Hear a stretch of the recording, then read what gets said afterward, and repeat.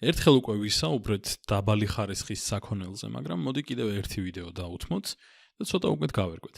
ინგლისურად არის inferior goods და ქართულად შეიძლება ნაკლებად გავდეს ტერმინს და უფრო გავდეს რაღაც დახასიათებას უბრალოდ, მაგრამ რეალურად ტერმინი არის დაბალი ხარისხის საქონელი და წინა ვიდეოშიც ვთქვით, რას ნიშნავს და ახლაც კიდევ მაგალითის ხარჯზე ცოტა უკეთ გავიგებთ, რომ რაღაც სპეციფიურს აღნიშნავს, რაღაცა მახასიათებელი აქვს სპეციფიური საქონელს, რომელიც არის დაბალი ხარისხის საქონელი.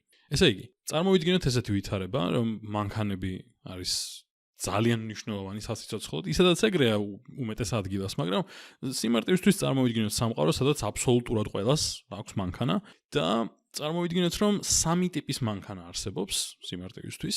მოდი ეს აღნიშნავდეს მთელ მოსახლეობას და აქეთ იყო ღარიბები და აქეთ მდიდრები. ახლა, მოდი ეს მანქანა აღნიშნოთ, ყველაზე იაფი მანქანა არის ეს აღნიშნოთ ლურჯი ფერით. და დაუშვათ მოსახლეობის დაახლოებით ესე მე-13-ს აქვს ასეთი მანქანა. შემდეგ ეს შუა მანქანა არის შედარებით უკეთესი ძრავა აქვს, უფრო დაცული არის, უფრო ხარისხიანია, ასე შემდეგ და ეს აღნიშნოთ აი ამ ფერით და უმეტესობას მოსახლეობის თითქმის 2/3-ს აქვს სწორედ აი ასეთი მანქანა. და ბოლოს ეს არის Rolls-Royce, ძალიან სუპერ ძვირი მანქანა გაგონილი გექნებათ და ძალიან მცირე ნაწილს აქვს მოსახლეობის, კონკრეტულად ამ შემთხვევაში Rolls-Royce. ახლა, ეს ხაზები აღნიშნავს რეალურად, პრაქტიკულად მოთხოვნილ რაოდენობას, ხო? რიცხვს აღნიშნავს იმ ხალხის ან პროპორციას, ვისაც აქვს ეს მანქანა, მაგრამ თან შევხედოთ მოთხოვნის კუთხითაც, რეალურად მოთხოვნა არის ასეთი ამ სხვადასხვა მანქანის.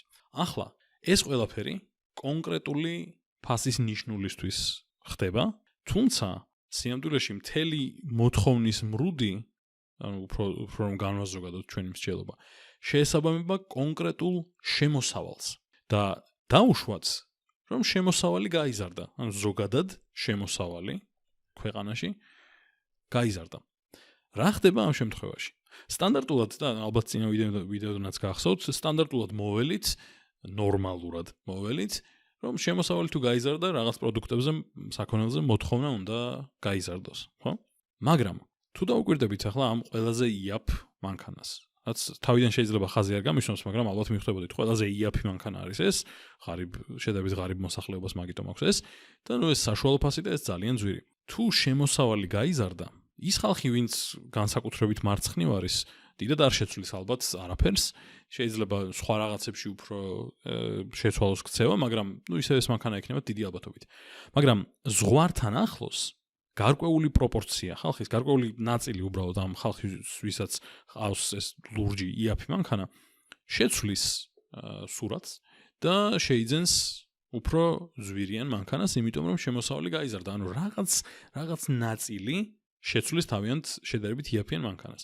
და ასევე შეგვიძლია პრინციპში აქაც გავაკეთოთ, უბრალოდ ცოტა უცნაური წარმოსადგენია, მაგრამ ალბათ ვიღაც ინდივიდები იქნებიან თითებზე ჩამოსაცვლელი, ვინც აი ამ შემოსავლის ზოგადი ზრდის გამო ადგებიან და ასეთ მანქანას გაყიდიან და შეიძენენ Rolls-Royce. ანუ შეგვიძლია წარმოვიდგინოთ, რომ ამ ვარდისფერ მონაკვეთსაც ცოტა მოაკლდა და გაიზარდა Rolls-Royce-ის მფლობელთა რაოდენობა. მაგრამ შედარებით მცირე პროპორციით იქნება. ეგ ძირითადად აი ამ ღარიბი მოსახლეობის რაღაც ნაწილი უბრალოდ იყიდის სტანდარტულ ბრჭყალებში, ანუ უფრო საშუალო მანქანას, ასე ვთქვათ, ხო? ახლა ეს რას ნიშნავს? რას ნიშნავს ამ იაფ ფასიანი მანქანისთვის? ანუ ისევ თქვით, რომ ეს არის მოთხოვნილი რაოდენობა, ხო? მოდი უცებ მოთხოვნის გრაფიკი ვნახოთ. ესე იგი, აქეთ გვაქვს ფასი, აქეთ გვაქვს მოთხოვნილი რაოდენობას დავწერე უბრალოდ. მოთხოვნა თვითონ მრუდს ეწოდება რეალურად და შემოსავალი რომ გაიზარდა და როგორც თქვი ეს კონკრეტული ფასის ნიშნულისთვის გვაქვს ეს ინფორმაცია, თუმცა რეალურად სხვა ნიშნულებისთვისაც ეგრე იქნება, მთელი მრუდი წაინაცვლებს მარცხნივ. ანუ რეალურად რაც მოხდა არის რომ მთლიანი მოთხოვნა შემცირდა, განამოთხოვნილი რაოდენობა მთლიანი მოთხოვნა შემცირდა ამ საქონელზე, ანუ ამ იაფ ფასიან მანქანაზე, იმიტომ რომ შემოსავალი რომ გაიზარდა, უკეთესის შეძენის შანსი გამოჩნდა, ხო? ან საშუალება უფრო სწორად. ასე რომ წაინაცვლა ამ მრუდმა პირიქით მარცხნივ და ეს ემართება სწორედ დაბალი ხარისხის საქონელს. ანუ სწორედ ამიტომ შეგვიძლია ვთქვათ, რომ აი ეს მანქანა არის დაბალი ხარისხის საქონელი. ამ დროს ესე იგი ამისი რაოდენობა დაეცა, ანუ მოთხოვნილი რაოდენობა და ამ დროს შუა მანქანის და თქვით, ამიტომ Rolls-Royce-ისიც მოთხოვნილი რაოდენობა გაიზარდა, ანუ რეალურად მთლიანი მოთხოვნა გაიზარდა, იმიტომ რომ სხვადასხვა ნიშნულისთვის, ანუ სხვადასხვა საფასო ნიშნულისთვის იქნება განსხვავებული სურათი. რაც ნიშნავს, მაგალითად აი ამ იაფფასიანი მანქანის შემთხვევაში როგორ იყო?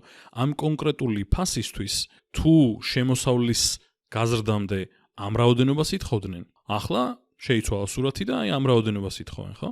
და ამ დროს პირიქით იქნება ამ დანარჩენი ორი მანქანისთვის, ანუ ორივე შემთხვევაში, ესე იგი ნორმალური შემთხვევა, ასე ვთქვათ, მოთხოვნის ცვლილების, აქეთ ისევ ფასი, აქეთ რაოდენობა, იქნება რა?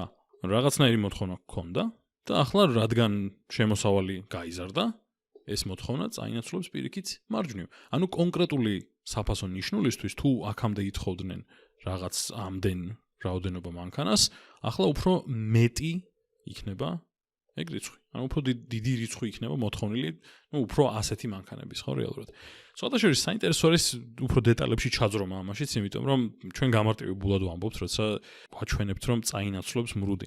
არა და სხვადასხვა საფასო ნიშნულისთვის წესით და რიგით ცოტა სხვანაირად უნდა წაინაცვლოს. ანუ იდეალურად ალბათ ეს ფორმა არ შეინახება. ძალიან უცნაური უნდა იყოს ის შემთხვევა, როცა ნამდვილ რეალურ ცხოვრებაში იდეალურად გადავა, ასე ვთქვათ, ეს მრუდი, ვთქვათ, მარცხნივ ან მარჯვნივ. ანუ რეალურად სხვადასხვა საფასო ნიშნულისთვის ოდნავ სხვანაირი იქნება ცვლილება სურათის.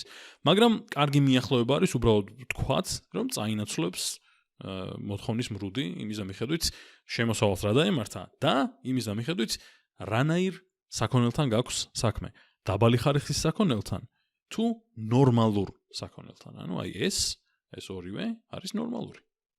ნორმალური იმ გაგებით, რომ გაიზარდა შემოსავალი და გაიზარდა ამათზე მოთხოვნა.